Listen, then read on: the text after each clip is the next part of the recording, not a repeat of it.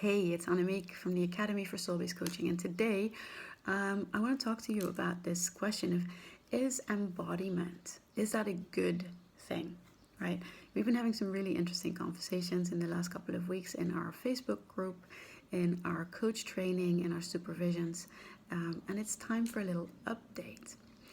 So why? Because there is an overarching idea, especially in the world of embodied spirituality and embodied coaching modalities like soul-based coaching, is that embodied is better. And it is time to be a bit more precise about when that is true. Now, first of all, we are all connected to our bodies. We cannot not be connected. And, unless we have some very special circumstances happening.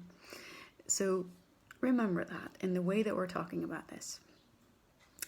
Because our locus of presence, the perceptual position that we're most familiar with, that may be anywhere inside or outside of our bodies. And there's no inherent better or worse place for that to live in terms of being able to live a good, satisfying, even successful life. Of course, that will depend on what works for you, your measures for success. But there are consequences to whether that locus of presence is inside or outside of the body. Or rather, there's consequences to how one is connected to the information that, the feelings, the intuition, the soul knowing that can be accessed through the body, but not easily in another way. And when it comes to perceptual positions, we all have the ability to change between multiple ones, like we do that all the time. So in embodied spirituality, we work from a paradigm that says that the more that you can be present within your body, the more access you have to your resources, but also to your birthright of like the full human spectrum of your physical, spiritual, emotional experiences as a human being. And that includes your sexual power as well, the life-giving, creative power that runs through each one of us. Now, a lot of people do experience some sort of a dichotomy between body and mind, where they feel that they are in one or the other, or that different parts of their desires, their emotions, their thoughts, or even perceivers are in different parts. So in that case, the body and the mind hold different perspectives and sources of information that are not integrated into one perspective yet. Who knows? So in coaching, this is something that is very often a big part of what we tend to, right? We help people integrate the various knowings and feelings into one experience that has clear meaning and gives clear guidance. But does that mean that bringing people's awareness more into their bodies is therefore a good thing? Well, that depends, like all good things in life. The first thing is that it depends on whether they want that to happen, right? If they want more bodily awareness, if they're interested in bringing these things together. If so, then yes, it's useful to start on this journey with them.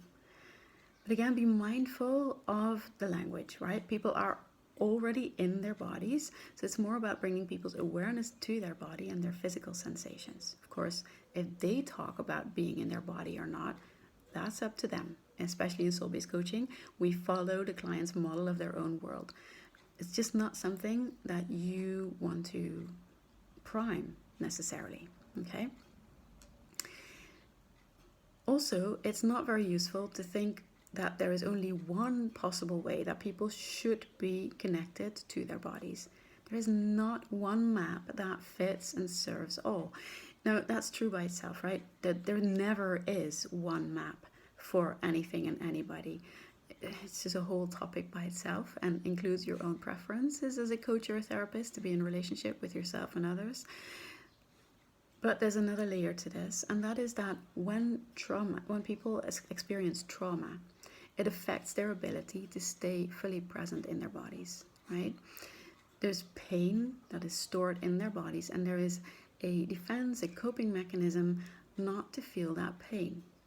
which means that they've had to disconnect from at least part of their body. And according to leading trauma therapist Gabor Mate, it is exactly this disconnect from self which makes it so excruciatingly painful.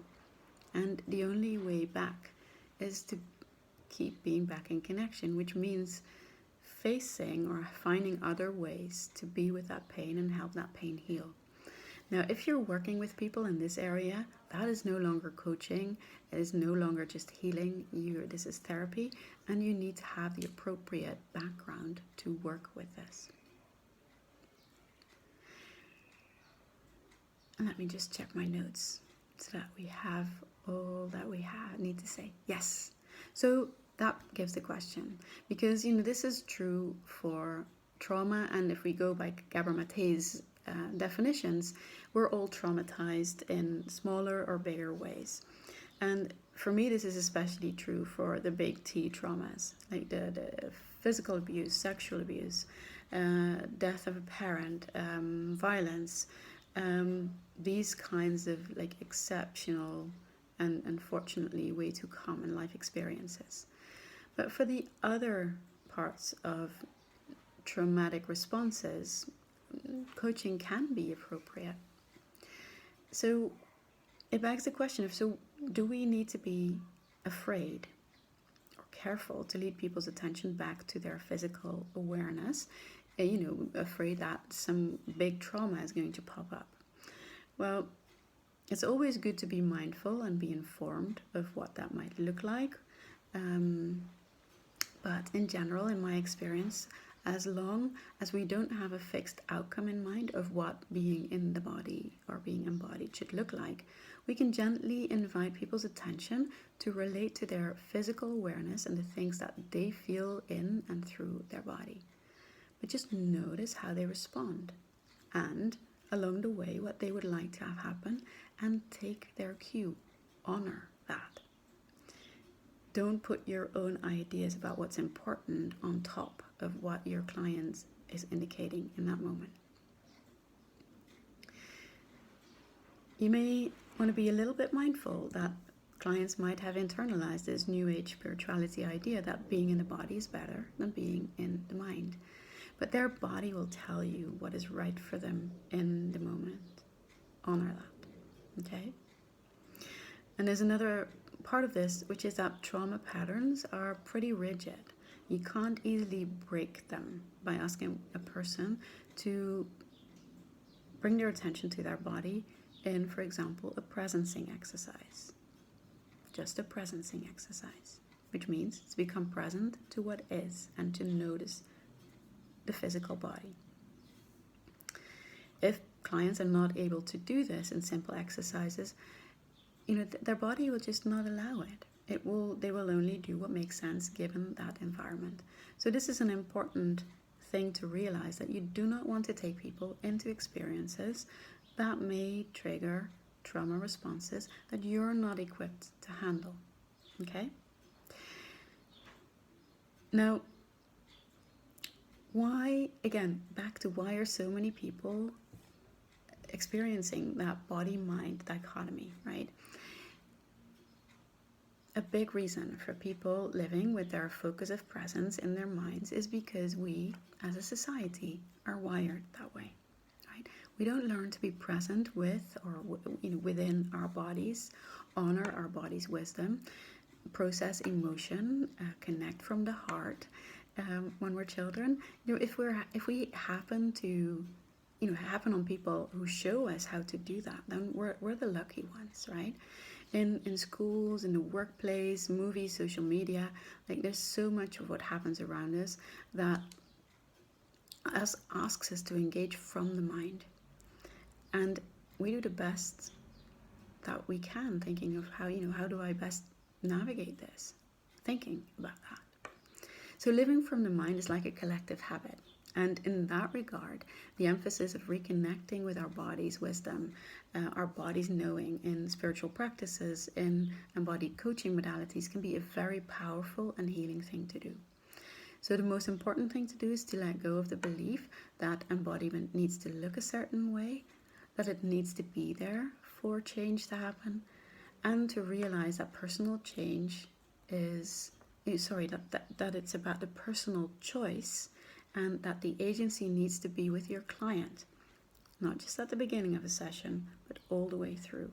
They need to be the ones to decide whether they want to go within their body experiences, and their bodies will need to agree. Now, if you are one of our soul-based coaching students, then we're going to also have this conversation within the group and go more specifically into the techniques that we're using. So I look forward to seeing you there. If you're not yet our student and you want to know more about how you can honor your client's agency and help people access the information that is available to them through their bodies in a way that is safe and in integrity with their soul knowing, then I highly invite you to join us in our next free workshop, which will happen very soon, and I'll post the link in the comments. Love to hear your thoughts, as always. See you soon.